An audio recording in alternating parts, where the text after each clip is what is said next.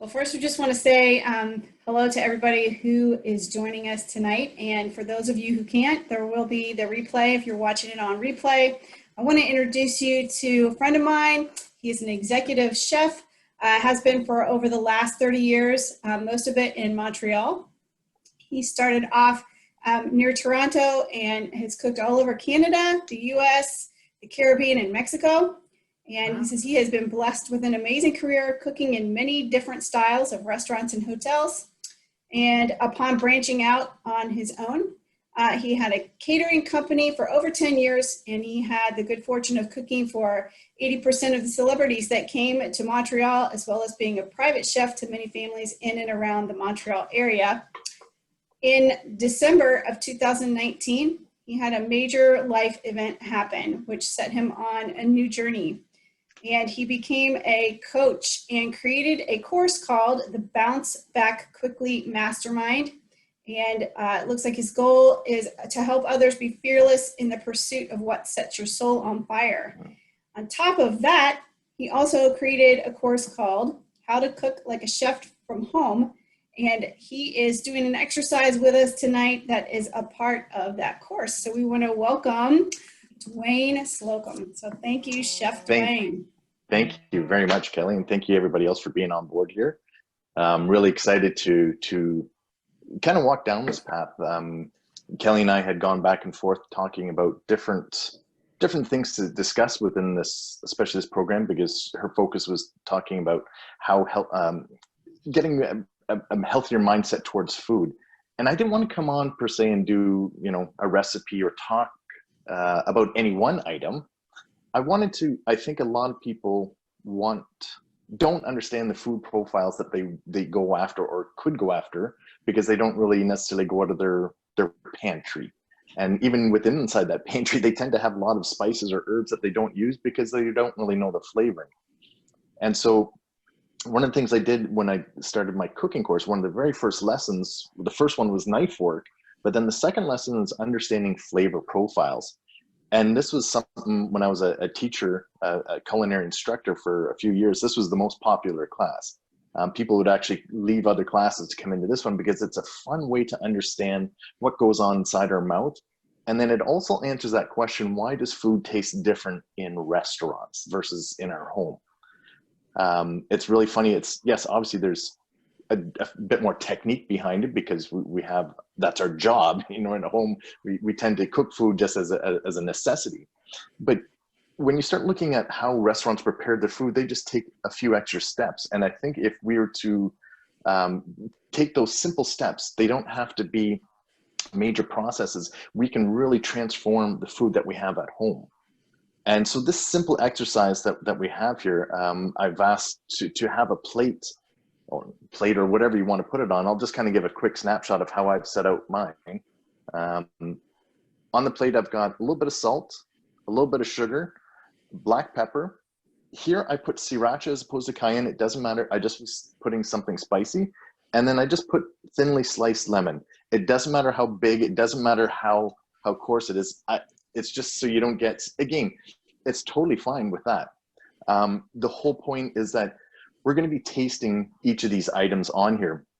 And so unless you're a really big fan of lemon, if you get too big of a mouthful, it could pucker your whole mouth. So it doesn't really matter if you put too much, too little.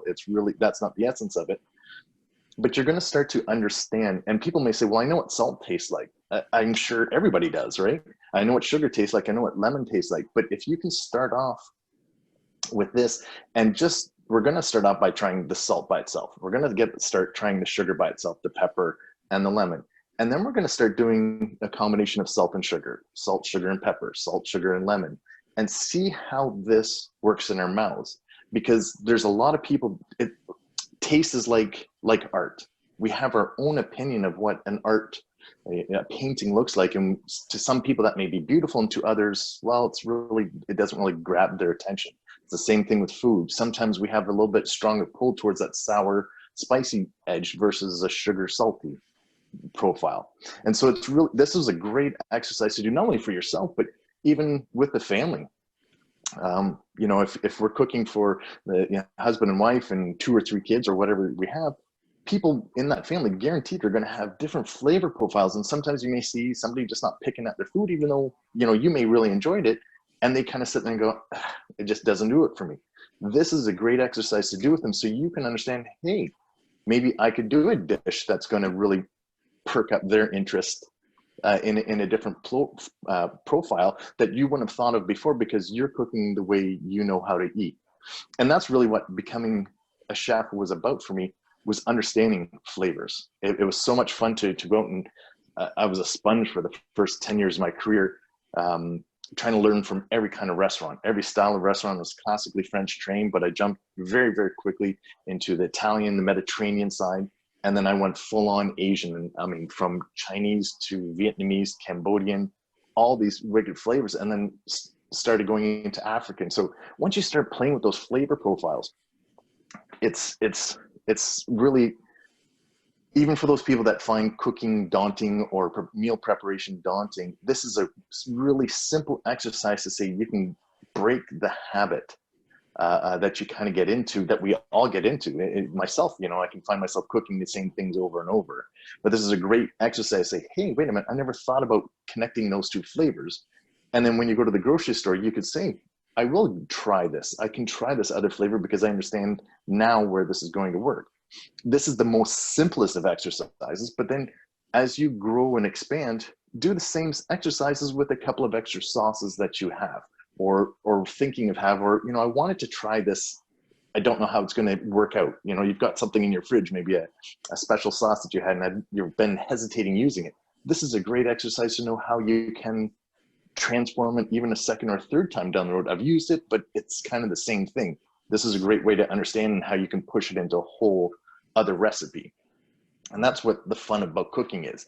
One of the things that I'm going to be doing in once I start getting my masterminds going in a different level is I'm going to be doing live cooking shows. And from there, I'm going to literally, whoever's signing up, or I'm going to pick one person out of the audience. I'm going to say, open your fridge. We're going to cook what you have in your fridge. So it's going to be a shock for me to know what you have, but just to share the experience with you, to say, just because you have this doesn't mean you have to eat the same way. And that really all comes down to flavor profile. Once you understand, we may put the same proportions of seasoning in our food the same way all the time, but if you change it up, you're going to have a totally different recipe, and you could probably transform it 4 or 5 times and still not know that you're eating the same food at the beginning. So, I mean, I don't know, I think the best way to do it, I just like getting in there and we'll try it. Hopefully you have a glass of water on hand too, because your mouth palate will get a little bit full here, because these are really strong flavors that we're going to be trying right off the bat. But I don't want you to put a lot in your mouth at any one point in time. Maybe this isn't most hygienic, but because we're doing it individually, it's okay.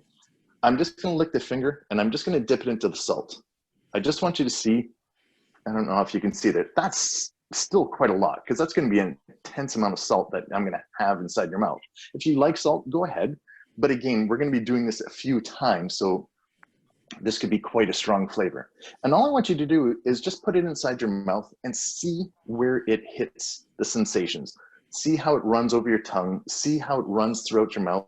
See where it hits in all the spots. And it's just by doing that, obviously you're going to hit it on your tongue right away, but see how it rolls over your mouth. Does it flatten across the top of your tongue? Does it hit the roof of your mouth? Does it touch the side of your cheeks? And as it gets back with your saliva and gets back to your throat, how does it affect there? We all know the flavor of salt, so it's not really a big shock to it. But once you understand this, you can see, okay, this is how salty things work inside my mouth. Now, we're going to go ahead and do the exact same thing with the sugar. There's still probably a little bit of salt residue inside there, so this is why you want to do it this way.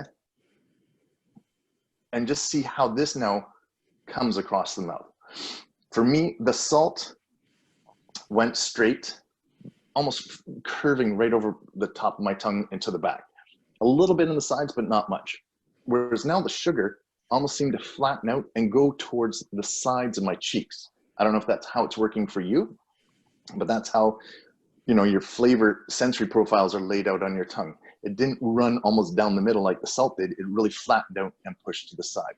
And it's an interesting to know this, because once you start adding those flavors to food, depending on the fat content, like if you're eating a protein, a fish, a chicken, a beef, you're going to see how that then interacts with inside your mouth at the same time. But it's good to know how this affects your palate right now. Now we're going to do the same thing. So I'd ask to put black pepper on your plate. If you have a higher tolerance for heat, by all means put a cayenne pepper. Like I said, I put sriracha on mine just out of a different reasoning to put another heat inside there. But do the same thing. I'll do it with the pepper if everybody's going to do that. The same amount. Don't put a lot because it's going to be a strong flavor inside. And kind of see how that opens up. For me, right off the bat, the spices hit the front of the tongue, and then it starts to tingle on the cheeks for me. If your pepper might have been ground pepper and it might have been older, you may not get that big of a heat. So try the cayenne pepper if you can tolerate it, to see how that runs inside your mouth. Now, like I said, with cayenne pepper, you're probably going to get that same thing. By all means, too, take a drink of water if it's too intense. Don't. This is not supposed to be a painful exercise whatsoever. But that really just amplified what I said for me. It seemed at the front of my tongue to really explode with heat, and then to the sides of the cheeks. It almost skipped the rest of my tongue as it went over. Now, that can also be because of the quantity that went on, but usually that's how the spices work. They go to the back, and then now it's going to run through the top of your mouth all the way to the back. Here's the interesting part that, okay, so like I said, I use sriracha for my little bit more intense heat. Depending, and the reason I wrote or asked you to use cayenne pepper was because it's just a seasoning. Once you start to use things like sriracha or any sambal, any of these hot pastes, there's already salts and sugars inside it. So now you're getting a whole other sensory load going on inside, but you can understand how the heat is going to travel off of it. And then, so for the last step, we're just going to try the lemon. It's not to make your mouth go pucker. It's just to take some in, squeeze the juice, and get it inside there. And you're going to see, yeah, for sure there's going to be a shock, but it's also to see how does it run. Instantly to the side of my mouth is where the sensation went. Yes, I had a run through the top and the roof of my mouth, but it instantly tingled on the side of my cheeks. And this is where I can start to get excited about seeing where we're going to go with the next steps, because in a restaurant, a good restaurant, doesn't matter the quality, a good restaurant's going to make you taste all these sensations in every single bite that they create. It's going to be a little bit of salt, it's going to be a little sugar, it's going to be a little bit of spice, and it's going to be a little acid. And that's the whole circle of flavor profile. So if you get to a restaurant that you really like, it's because it's hitting all those flavor points that you really like at the best fraction. And that's why some people say, well, I love this restaurant, and other people are like, oh, I can't stand that food. It's because for that person, whatever combination that they've hit in the salt, sugar, the sweet, salty, spicy, and sour aspect is their combination. And that's where that comment comes about, well, art's in the eye, beauty of the beholder. Same thing with food. Everybody's got their own flavor profiles that work for them. So now here's the fun part. Again, don't go a lot, because we already saw how intense that first round was. Second round, we're doing the same thing. And I want you to please don't go overboard, but do the same thing. But now we're going to do salt and sugar combined together. So lick your finger maybe a little bit more so it gets on. And you're going to dab a little bit of salt, a little bit of sugar, and put it in. And see how did that run. Again, it started off in the middle for me, and then the sugar expanded out on my tongue, out to the sides of it. And then all just rolls down the back of my tongue into the throat. A little bit of a tingle at the back, in the back of the cheeks, but not full up inside, just a little bit of a tingle in the back there. Try it again now with the salt and don't do all three of them, just do salt and pepper.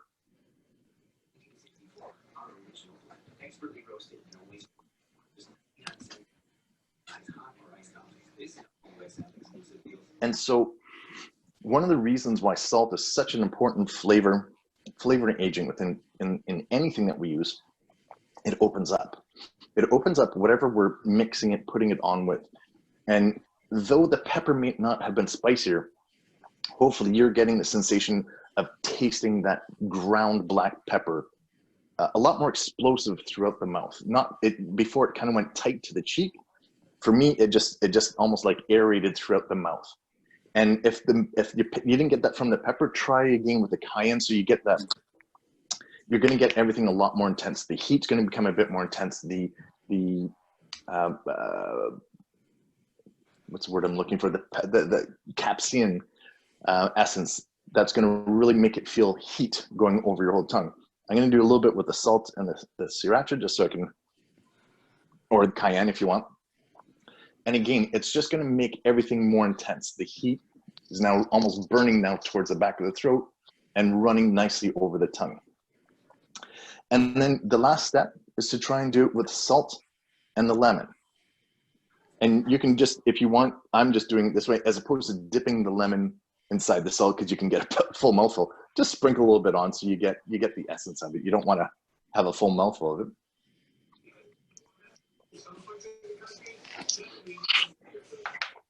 And then from that, you're getting, I feel, again, you're just opening up that citrus flavor. The lemon is a lot more intense. It doesn't necessarily make it more sour, but you're getting a lot more the lemon zest essence with inside your mouth.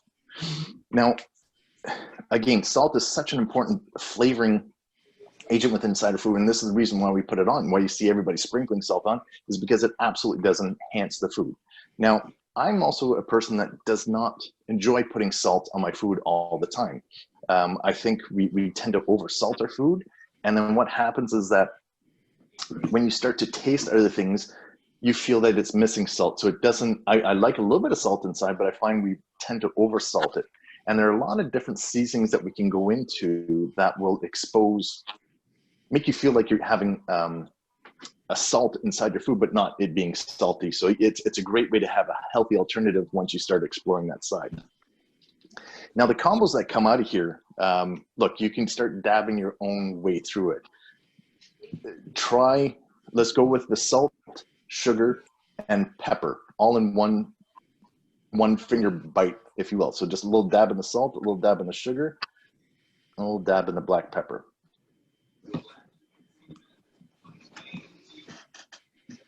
And again, for me, it was the salt's directly into the tongue, but then the sugar flattens it out, and then the explosion with the pepper at the end. Not heat, but just that pepper flavor. And again, this is really, really simple, but we're going to go into, I'll talk to you afterwards, but how you can bring in different ingredients for yourself to do it. But I want you to understand the flavors that you like. Some things you may be more keen to enjoying versus the other ones. And some other people inside your house may go, yeah, I don't like that combination at all, but I really like these other combinations. Definitely do yourself a favor. Like I just saw, make sure you take some water inside this, because all these flavors that keep going can get quite intense after if we just keep running and off of it. There's a whole side to it. Like, I mean, I'm sure we've all heard the expressions, you know, you drinking red wine with red meat, and only white wine with fish or chicken and that kind of stuff. And there's validity behind it, and why we do our flavor profiles and why things work that way. It's also because of probably a stigma that somehow got attached to it. But if you really, really get down and break down your flavor profiles and your own personal feelings, I could make you a 7-course meal that would start off with the strongest, most coarse red wine possible and the most delicate, let's say, of fishes, starting your meal, to finish off with, I don't know, something like a leg of lamb, something that's very hearty as a meat, and finish off with a really light wine. And all that is just by understanding what flavors we're bringing into it, what we're going to introduce. The biggest myth of you know, steak red wine is to have, you know, a steak with a nice peppercorn sauce. If you're to understand what that does inside your mouth, the puckering that happens, you're really actually preventing yourself from tasting food better. And I want you to try and do this little step right now by taking a piece of lemon, and we're going to go a little bit intense here, and we're going to dip it into the black pepper. So I'm going to show you, you know, I don't know if you can see how much I've got on there. There's a fair amount of pepper on there. And I'm doing that because I want you to understand, once you bite into this, yes, it's the lemon that's going to make it sour, but you're going to almost pucker because of how the pepper is reacting to that acidity. And that acidity, what it does is almost like salt, that it opens your palate. Well, lemon makes you tighten it up. It tightens your taste buds inside there, but because the heat from any of your pepper or your sriracha or your cayennes there has this explosive flavor, it feels like it's burning. You know, that's that sensation that you get when you have too spicy food. Oh, it's burning. And it's because everything's just gotten tightened up. And though there is a point to have spicy inside it, you know, you see these people with these the one chip challenge, the spiciest chip in the world, and they can eat it. They open up this package and it's one chip and it's so spicy, and some people can eat it. Some other people can't even like get through 2 bites of it because it's so hot. The people that can eat it, there definitely is a tolerance level to it too, but they're missing certain enzymes within inside their body that don't allow that opening up. And so that's how why people can eat spicier food tend to have that tendency to really want more spicier food, because they're missing that little zing with inside it. They don't have the ability to do it, so they have to overspice to get that reaction that goes on inside your mouth. I don't know if it reacted to you that way, but try the lemon either in your cayenne. If you didn't get that explosiveness with the pepper, try the lemon with the cayenne pepper or your sriracha or whatever the hot sauce you have, and you're going to see how intense it gets, but it brings out the heat so much more, and almost not in a pleasant way. It's got a lingering effect, and it's gonna, if you have those portions, once you start understanding your combinations of what you like, the proportions of your salt, the proportions of your sugar or your heat and your lemon are going to have a big impact into how you can open up your flavor profiling in your food. A lot of people don't think about adding that bit of acid inside their regular meal. Take whatever recipe you classically make for yourself, for your family, and I challenge you to drop, I don't know, let's just say you're doing a chicken dish with 4 pieces of chicken breast, example, and a sauce. In that kind of a thing, squeeze a half lemon all over on top of everything, and you're going to understand what that's going to do no matter what kind of dish you're making. It doesn't have to be because there's a cream sauce or whatever that you're putting inside it. Try and squeeze that acid inside, because that's going to open up your flavoring agents that you already have inside it. The next one I want you to try right away, because hopefully you still got a little bit of the heat in your mouth, is I want you to go to the lemon and the sugar.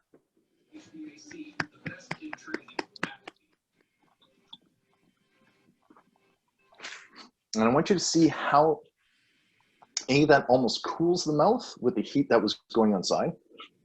And again, instead of having, obviously the sugars balance the tartness of the lemon, but now you've also opened up the citrus flavor. You know, that's that flavor of lemon that's really, really enjoyable inside of food.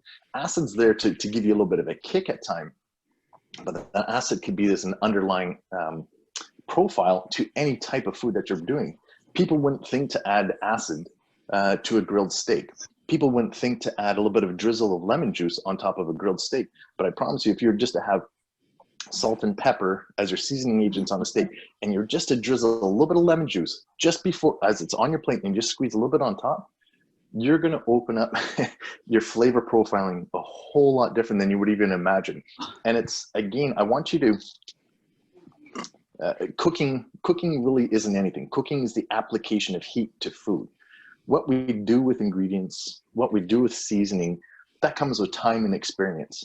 I mean, I'm at the point, again, because of my career, that if you were to tell me ingredients, I could already taste it with inside my mouth. And that didn't come because I've got some magic gift. That came because I've cooked for thousands of people. You know, it straight up came because of that. But I want you to get the same way with that same feeling at home. We tend to get so, I don't want to say monotonous, but I would challenge everybody to think outside the box. But I think we do become so mundane with our food that it's not out of necessarily that we don't want to do more, we just don't know more. And usually when you don't know more, you don't know what you don't know, you're not going to add more things inside it because, again, you don't know what you're adding inside. And just by starting off with these 4 simple ingredients, I hope you can kind of see where you can add different flavorings inside. A simple thing that, I mean, every chef, their fridges really aren't packed with food. They're packed with condiments. And when I say condiments, anything, yes, from your ketchup, your mustard, and standards like that. But we've got things, you know, just like this. This is just a basil pesto. That's just so happened what I have. If I had fresh basil right now, I'd have definitely ground it up and put it inside some olive oil to keep inside my fridge. But the more kind of condiments that you can have lying around, it's so much easier to be adding drops of little things inside your recipe. Understanding what we've just done here with this food profiling, understanding by adding these combos, whatever dish that you're making, if you tend to find it a little bit more saltier, hey, what if you were to add a little bit more lemon to it? What if you were to add a little bit more spice to it? How's that going to open up your flavor profile to it in a whole different way? A simple recipe that can be taken out from here, and I can write this down later, but you probably won't even need. You know, if anybody uses mayonnaise, if you make, I don't know, a tuna salad sandwich and you're putting a scoop of mayo inside, I don't know, say you got sick of it and you didn't want to eat, you didn't end up eating that day, so you had it for the next day, it was all refrigerated properly. Drop a little bit of basil pesto inside, drop a little bit of curry inside, and drop soy sauce. It's going to absolutely, yes, those flavors are strong, so it's going to transform it.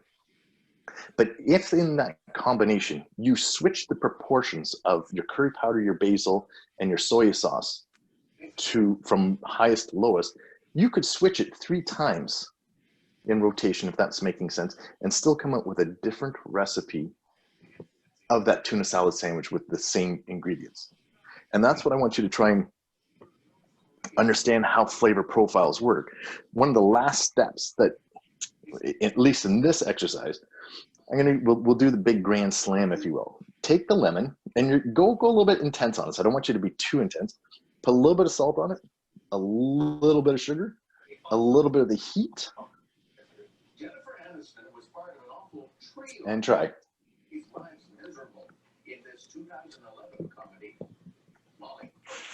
And again, I'm sure we all know these flavors, and so, okay, it's really not new, but I hope you're understanding what that does inside your mouth. Really observe how it's running around inside your mouth. The salt is not over intense. This heat is not over intense. The sugar's not over intense. The lemon's not intense. And that's, again, what a restaurant does. That's why restaurant food tastes that much different, because they make sure that you have all 4 of those flavor profiles in your mouth being hit at the same time. And what's the number one thing you really want to do at that point in time? You're going to want to go back and get another bite, because it's just satisfying. If it's too spicy, you'll probably pull back a little bit. If it's too salty, you'll probably pull back. But once you get that balance, the right amount of sugar, the right amount of salt, the acid and the heat inside, that's when you know you've hit a winning combination. And you'll see this too with your people at home, or whoever you're making a deal with. When you hit that combination right, they'll be like, oh my God, what is this? And they're eating away on it. Like, you're like, well, I just made this dish the other day, but I changed it up a couple things. You'll see how quickly people will do it. And it's almost, I mean, who spends the biggest kind of money on understanding this? Companies like McDonald's, Burger King, the biggest fast food chains, spend millions of dollars studying the science of what goes inside our mouth and how we react, profiling it, because of that combination. They want people to come, there's one side of the addiction, the sugar and all that side, but they want people to, even if they're full, to continue having another bite. And that's the trick that they've got, that even, you see supersize the meals and everything gets bigger and bigger, but people will still eat it because it's addicting inside their mouth. It's reacting to them saying, I'm not full, try it again, put more inside, put more inside. Okay, that took it way to an extreme. You're obviously not going to spend millions of dollars to understand your family profiles foods, but I want you to try it with this. And just with those 4 ingredients, pull out 5, 6, 7 ingredients from your fridge or your spice rack and try the same exercise. again, it's a little bit intense. You're not going to be doing this every night for a week because your mouth will be okay. I'm enough of the salt and sugar and lemon, whatnot. But I want you to try it, and even have some friends over, have a glass of wine, and do this, because once you really start to get this, you're going to open up your horizons to such openness and understanding how different foods come together, what you can do with it. And then once you start exercising this, like I said, just the lemon on the steak, it's a game changer for somebody who is just open to trying new foods. I would love to, I could go into this. I could speak about this for so many hours. And so I'm trying to keep it in a neater presentation, because Kelly said I ramble on too much. But that's kind of like really what I wanted to go through with this exercise. If you had questions, I'd be more than happy to answer it. If you wanted to talk more about it, I'd be more than happy to go on. But I just wanted to make sure that we understood how this little exercise went through. Does anybody have any questions?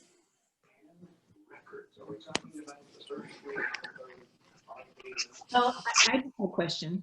If you're doing this with other herbs that you suggested doing the same exercise again, would you try to pick like all Italian seasonings for Italian food, and then all Mexican for Mexican, and then curry? I mean, how would you choose which spices you were going to use? Yeah, the spicing is really, open up your pantry. That's definitely one way to do it. Or it gets a little bit more complex when you start doing the dried herbs. I would recommend you almost want to put it into a grinder so you get the powder essence, because in a dried herbs are great for cooking, because once it's in the sauce or once it's in something, the heat releases everything. By doing dried herbs just on this plate right now, you're not going to get the same impact. Okay. Because you need it to be drawn out. So if you had, like I said, something like this, they had, this one's just basil, but you can get in grocery stores anything from dill to oregano, rosemary, fresh curry, garlic, ginger, any of those things, and just do it in the same combination. Okay. Use it as an extra spot. You have your salt, sugar, pepper, and lemon, and then just add in another spot, and then do the same combination with each of those things. Wow. That's so and again, bring it out. There are going to be some ingredients that you have inside your fridge that probably run really intense. Like anybody that likes spices, like I said, I put sriracha on my plate versus a cayenne pepper. A simple thing, a sauce called sweet Thai chili incorporates these most of those flavors that we've just described on our plate. The saltiness, the sugar, and it's just a sauce that you put in. You find it in any Asian section or Asian grocery store.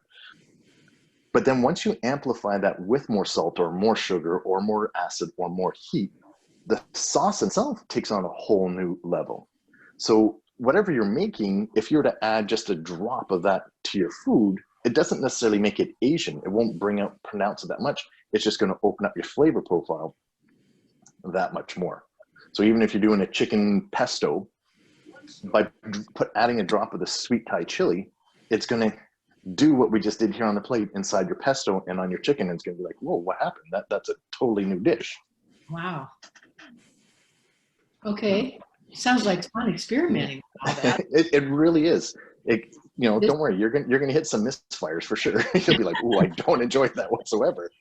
But it's good to know, and you don't have to go out and spend a fortune doing this. Just open up your fridge and pantry. You've got it all there. Oh, that's fascinating. Really fun. Thank you so much. With pleasure. Mel or Lynette, does anybody else have any questions? No. Well, I'll have another one then. Sure. When will your classes be starting, and like how long is it 6 weeks or? So the classes that I've started right now, they're actually courses. So I'm not doing the masterminds themselves. I've actually just pre-recorded courses. One of them is already up and running on the mastermind set, and there's 14 or 15 exercises in the beginner course. There's probably, I think, somewhere around 6 hours of video of me cooking recipes and showing little tips and tricks. I'm right now, I've only got a beginner course out there. I'm going to be doing an intermediate and an advanced course, which will just be growing off of it. But like I said, it's a 5-hour, almost 6-hour video instruction from recipes and what I want to do in this one is not only just cook a recipe, but I want to show you how to transform that recipe 2 or 3 times down the road so that we're not stuck eating the same leftovers. And then you get the complaints from the kids or the family saying, oh, I've got to eat the same thing over. And it's also good for you too to see another way to cook a different ingredient and have fun with it at the same time. So we will make sure when I post the replay of this recording, in that post, I will make sure to put links on there so that you can look at Duane's classes or his courses and look into those more. Okay. So be looking for that. Yeah, no, this was really good. Like for me, I like a lot of fire spices. Yep. I use a lot of spices, but I also use a lot of turmeric. Okay. Especially on vegetables, and I love it on salmon. And so I didn't have sugar in the house, so I couldn't do the sugar exercise.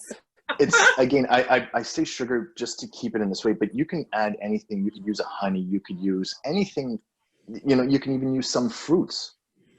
You know, a simple ingredient, mangoes. Right now is a great time to be buying mangoes. I believe it's pretty much North American wide. Getting mangoes, peeling them, pureeing them, almost putting them in ice cube trays and freezing them. And this is a great sweetening agent. It's a great binding agent. It's a great thing that you can put onto anything, transform it into sauces, vinaigrettes,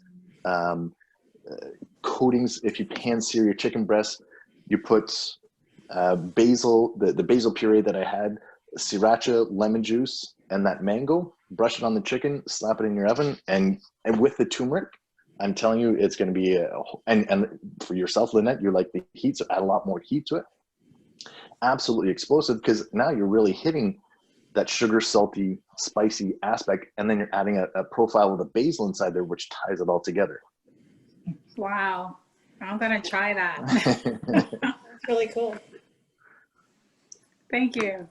With pleasure. With pleasure. Yeah, I like the idea of freezing the mango so you have it ready to go. Yeah, herbs too. I mean, I think herbs are the number one thing that we don't use properly. We always see fresh herbs inside inside grocery stores. We tend to go get it. We put some in. We put it in the fridge, and then next thing you know, 2 days later, it's gone brown or wilted away, and it doesn't have it. I will go out of my way to buy herbs, coriander, basil, rosemary's a little bit harder to do in this process, but it still can be done. Mint, any of those more leafier aspects, oregano, and all you need to do is just take all the herbs, put it inside a food blender, food processor or a blender, and use really good olive oil on it. And you want to do it, you don't want to buzz it so much that it turns a color of black. You want to puree it enough that it turns into a paste. But then you can put it inside, I don't know, any kind of sealed container, any kind of Rubbermaid, any kind of thing that has a closable lid on it. And if you're to drizzle olive oil on top of it again, you're going to go through a fair amount of olive oil. And then you put that in your fridge. That container, depending on how much you're using in any given, but if you're using, a teaspoon here or there, will last you a good couple of months. And that's a great way to have a whole bunch of herbs at your disposal that are great in that last minute drop in a soup, a salad, a vinaigrette, brushing it on your fish or brushing it on your chicken or anything that's coming off the grill, whatever the herb is. Because you need to use the olive oil because once it hits the fridge, it congeals. And then it also kind of wraps around every item inside there so it doesn't turn on you, it doesn't go rancid. It'll allow no bacteria inside, so there's zero chance of it growing moldy. And it keeps the freshness in. Every time you taste it, it's like you just pureed the basil right then, and it can be in your fridge for up to 3 months. So can you do that with cilantro? Because cilantro is the biggest one that I buy, and we use it, but I don't use it fast enough. And I feel like I hardly use any of it, and I'm throwing it all away. I just threw away a new bunch of cilantro. I love cilantro I do too. on a lot of things. So, yeah. Okay, I'm gonna, I know Lynette will like this recipe. I need to ask Kelly, are you a fan of spices? Yes. Okay, so here's the perfect recipe for using cilantro. Obviously, if you, depending on the size of bunch that you have, but if you had a regular bunch, and when I say bunch for me, it's a pretty large bouquet of coriander, right? If you took 2 bunches of coriander and just ripped, so there's no, the stems are okay, but not the roots. You want to cut about a bunch about the roots, get into water, make sure it's all washed off and rinsed off and dried. Not dry, but just dry from excess water. Buy 1 pound of green Thai chilies. They're peppers that are about this big. You're going to remove the stem from it, and you throw all of that in the food processor. And you save for all of that. You don't want to use a lot of olive oil at the beginning. Say maybe a 1/4 cup of olive oil, and you just puree it. You're going to have to open up the lid and blender and push it all down to make sure it really becomes a paste. This, once you get it to that perfect paste form, you'll see what it is. It's intense, so don't just stick your mouth and your nose inside to smell it, because that's going to be massive heat that's going to come out. But do cover it with olive oil afterwards. Oh man, this it's so popular with people. I usually give this and do a whole bunch of prepared items, but that's one gift that I give for the past 8 to 10 years now that people always ask for. It's just a simple pesto with the coriander and the green Thai chilies, and it is such an amazing profile. Now, what you can do from that is then you can mix it in something, add your turmeric, add a little bit more acid inside there when you're about to put it on. Don't put the acid inside it then, because it will turn inside your fridge, but just with the olive oil, and that will keep inside your fridge for 2 months. But then when you bring it out to use it inside the ingredient, you've got this freshness of the coriander, the heat from the Thai chili. Drop in a little bit of acid, drop in a little bit of sweetness, and whatever. It doesn't have to be sugar. It could be the mango, it could be honey, it could be even sweetener for all you know. You just want to have that flavor profile and a little bit of any kind of acid, red wine vinegar to balsamic vinegar, any kind of acid that you want to put inside, fresh orange juice squeezed inside. And I'm telling you, oof. I'm drooling just talking about that particular thing on anything, soups to salads. That's amazing. I love that. So I have another question for you, because this is another thing that we've been doing here in our household just since May, looking for healthier things. I love when it's cold outside. I love to have oatmeal for my breakfast, but I usually get the kind that's all sugary. So I've been trying not to do that. And my daughter found we've been taking dates and mashing them up and adding vanilla and cinnamon. And I've been using like a tablespoon of that as my sweetener in my oatmeal, and it's unbelievable. It's so good. And so my question is, with the dates, should I be doing something with? Absolutely. And you hit another spice that's absolutely, I didn't want to do it because again, it was just really to focus on these 4 ingredients. I could have emptied my whole pantry and brought it out here, and we're going to talk for hours about all those things. But cinnamon as well is something that we don't. I'm not saying you want to use it to make your dish cinnamony, but by adding a dash of cinnamon where you're not really sure what it is, but it is a spice, it's going to open up your flavor profile to a whole new level. Like it's crazy what you do, how fast you can expand your taste buds with just 4 or 5 ingredients. So going into your dates for sure, understanding this combination, again, adding a little bit more acid to your dates is going to make the date explode more in flavor, which is going to make the oatmeal have a different come together too. Cool. Okay, so now I got one more question. Yeah, sure. I'm here all night. So this is another thing I was just learning about. I had no idea there's like these 2 different types of cinnamon. Maybe there's even more.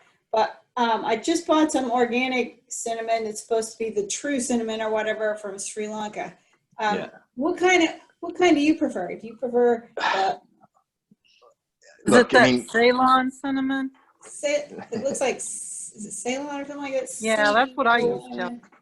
Look, there's so many different things that we can go out there and get. Sure, spend, you know, I don't want to say spend the money only on getting better foods. I would definitely want to make sure that people are eating healthy and eating right. I made sure that saying, you know, I'm on this exercise, we're using salt. I personally, like, this to me it was too much for me because I don't tend to eat salt in this way. So again, if you're going to buy an ingredient, spend a little bit more to make sure you're getting a better ingredient. Something as simple as black pepper. You know, sometimes when you're buying already ground black pepper, chances are there's already other stuff inside that apart from black pepper. So either spend a bit more bucks on the kernels of pepper so you can crack your own pepper. You're not going to go through as much because as you crack fresh pepper, it's fresh.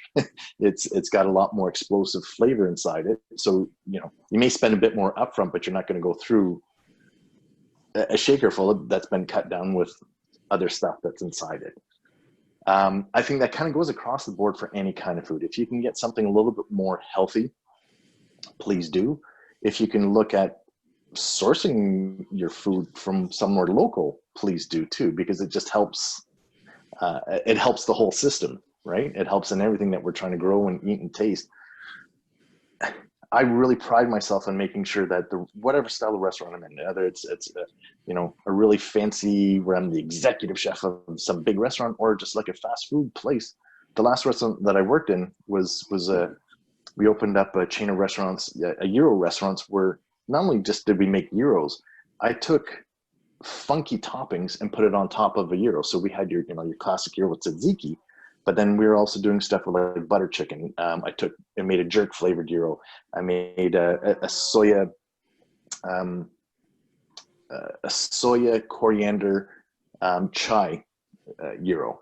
Again, spend a couple more bucks on. Don't blow your budget on it. I mean, obviously, I don't want you to do that, but spend a couple more bucks on getting more proper ingredients. The cinnamon definitely will have an effect on you, and cinnamon has great health virtues behind it too. So, you know, even Lynette was talking about turmeric. Spend a couple more bucks on the better turmeric, because again, some of this other stuff could, you know, they'll play off the hype of turmeric out there, and it may be processed turmeric, for lack of a better term, added inside it. So yeah, do spend a little bit more on those finer products. Salt as well. A good sea salt, you can use a lot less than just your regular table salt. I don't know a popular brand in the US, but in Canada it's Windsor salt, and it's the big, you know, the regular sized box of salt that you see in every grocery store here. It's completely iodized, it's completely bleached, it's completely processed. Well, a good sea salt is you'll need a lot less of it on your plate, but it's going to open up your food that much more. So yeah, do spend a little bit of time shopping. It will cost more, but then you can cheat on different things and get, you won't have to spend as much on other things by understanding your flavor profiles here. You can add different things, and so you're not adding as much salt, so you're not adding as much heat, and making things kind of come around together in your mouth better. In your recipe that you gave us with the coriander, do you remove the seeds out of the chilies, or just Nope. cut off the stem? Just cut off the stem and everything in, because you're turning it into a paste. You want that heat. I mean, look, if that, it's going to be intense heat. So if you're not a big spice fan, still do it, but just understand, put a little bit less in whatever it is that you're going to use it with. But it's a great, even if you're not using it that much, having it, if you see you're not using it and there's no way you're coming through lasting 3 months, cut it in half, put it in a freezer bag, put it in your freezer. Oh, okay. Right? And then that way you've still got another, you can crumble it off and use it at another point in time. Okay, and that was coriander we were supposed to use. Yeah, cilantro would be that. Okay, all right. Sounds good. Can't wait to do it. Me either. Well, Duane, thank you so much. I learned a ton. I appreciate your coming on here and sharing your knowledge with us. And Yes. we will definitely, hopefully I can get this replay up tonight, and you can look for that post, and it will have the links to his courses for you. So Awesome. thank you all ladies, for coming. Yeah, definitely. Thank Yeah, you thank for you being there. so Thank you for the much. questions. And Thank please you. feel free if there's any other questions, fire them off to me. I'll be more than happy to answer them for you.